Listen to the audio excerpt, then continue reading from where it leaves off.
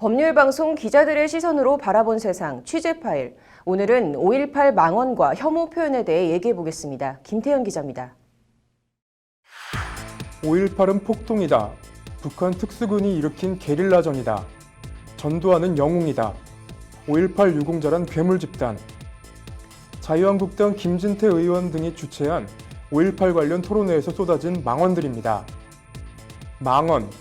사전을 찾아보니 망언의 망은 망령되다 할 때 망자를 써서 이치나 사리에 맞지 아니하고 망령되게 말함 또는 그 말이라고 망언을 설명하고 있습니다.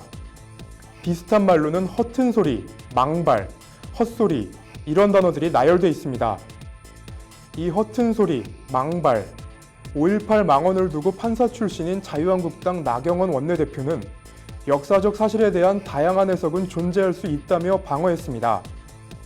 당연히 역사적 사실에 대한 다양한 해석은 존재할 수 있습니다.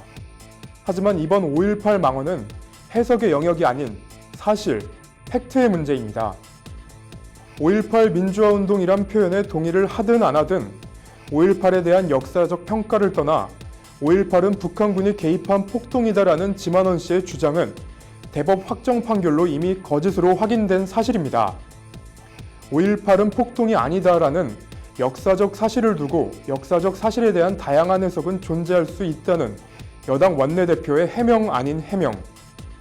이에 대해 역사학자 전우영 교수는 다양한 해석은 존재할 수 있다.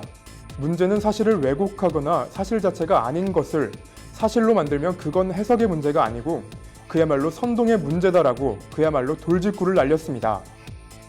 사실과 해석도 구분을 못하는 거라면 나경원 의원 본인을 위해서도 자유한국당을 위해서도 무엇보다 국민을 위해서도 제1여당 원내대표직을 내려놓으시라고 말씀드리고 싶습니다. 알고도 일부러 모르는 척하고 섞어 쓴 것이라면 아무리 정치판의 도의가 땅에 떨어졌다 해도 그러는 거 아니라는 말씀을 드리고 싶습니다. 5.18 유공자라는 괴물 집단이라는 김순례 의원의 표현에서 드러나듯 이런 망언들은 기본적으로 이쪽과 저쪽으로 편을 가르고 상대 진영에 대한 적대적이고 혐오적 표현을 전제하거나 혐오 표현으로 이어지게 마련입니다. 그리고 망언과 혐오 표현이 드셀수록 같은 생각을 공유하는 집단에서 그 말을 한 발화자의 입지는 굳건해지고 단단해집니다. 자유한국당 당대표 선출대회에서 태극기 부대들이 몰려가 김진태와 김순례를 연호하고 환호하는 게 그 단적인 예입니다. 혐오, 싫어하고 미워함, 싫어하고 미워하는 생각이나 마음 자체를 어떻게 할 수는 없습니다. 하지만 그 혐오를 입 밖으로 공공연하게 표현하는 건 전혀 다른 차원의 문제입니다. 단순 표현을 넘어 전우용 교수 말대로 선동의 문제로 이어질 땐 더욱 그렇습니다.